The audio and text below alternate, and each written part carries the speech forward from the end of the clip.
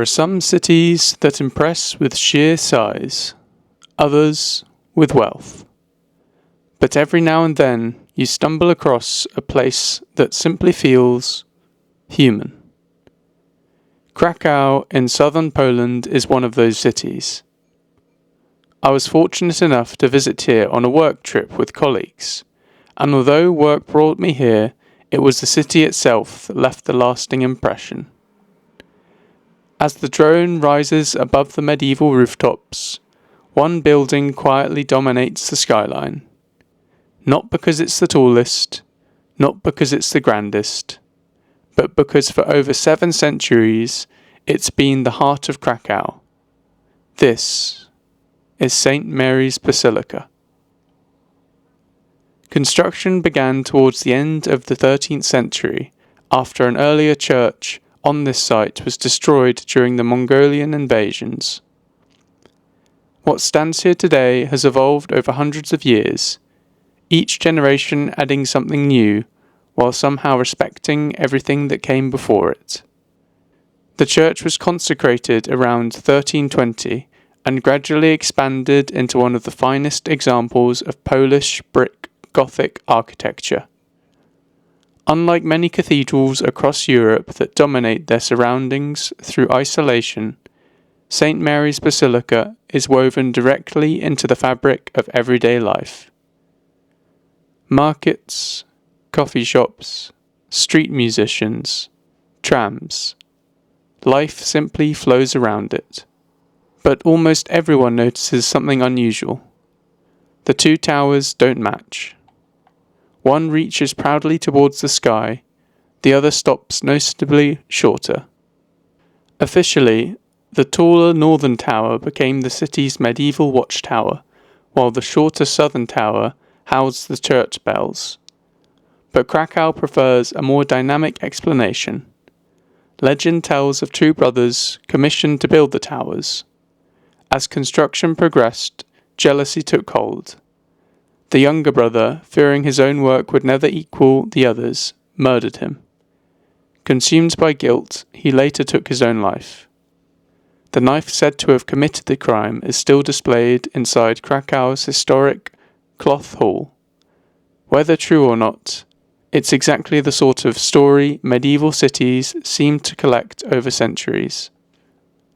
Standing here also gives you an appreciation for medieval city planning. Krakow wasn't designed around cars. It couldn't have been. Instead, it was designed around people.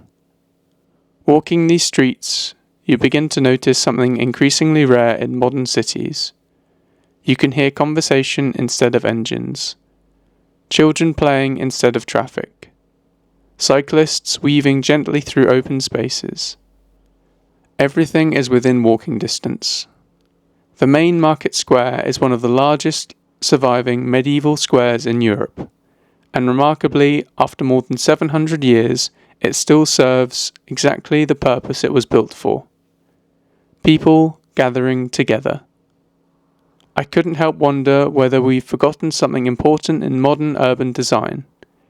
Sometimes progress isn't simply about building faster roads. Sometimes it's about building places people actually want to spend time in.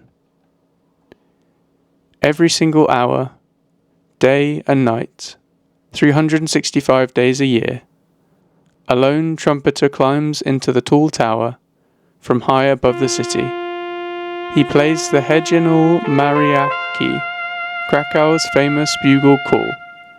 If you've ever listened carefully, you'll notice something strange. It stops suddenly, mid-note. The melody changes deliberately unfinished. According to tradition, it commemorates a medieval watchman who was sounding the alarm during a Mongol attack before an arrow struck him in the throat.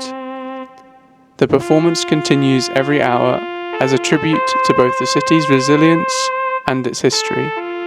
Today the tune is played to each of the 4 cardinal directions, and the noon performance is broadcast across Poland. It may be one of the oldest uninterrupted daily traditions anywhere in Europe.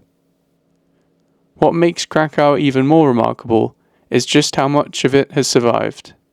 While many European cities were devastated during the Second World War, Krakow escaped the widespread destruction that befell places such as Warsaw. As a result, much of its medieval centre remains largely intact, allowing visitors today to experience streets and buildings that have evolved naturally over centuries rather than being constructed afterwards. In 1978, Krakow became one of the very first places in the world to be recognised as a UNESCO World Heritage Site, a reflection not just of its architecture, but of its importance to European history.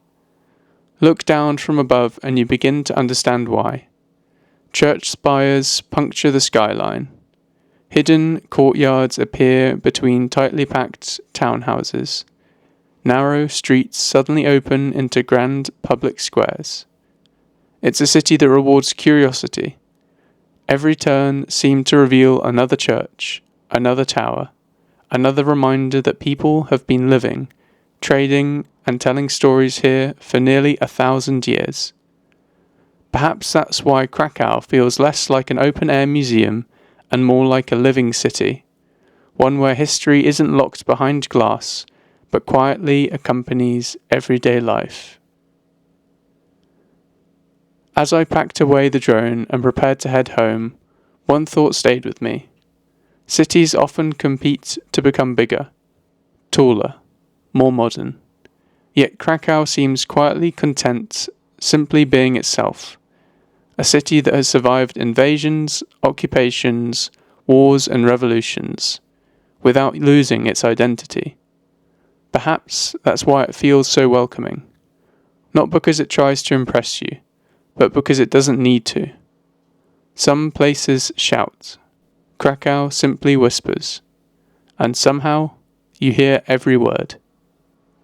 If you've enjoyed this journey through one of Europe's most beautiful cities, consider subscribing for more aerial documentaries, travel stories, and historic places from around the world. Until next time, thanks for watching. Less than 10% of my viewership is subscribed. Please consider subscribing as it really helps the channel grow. Thanks.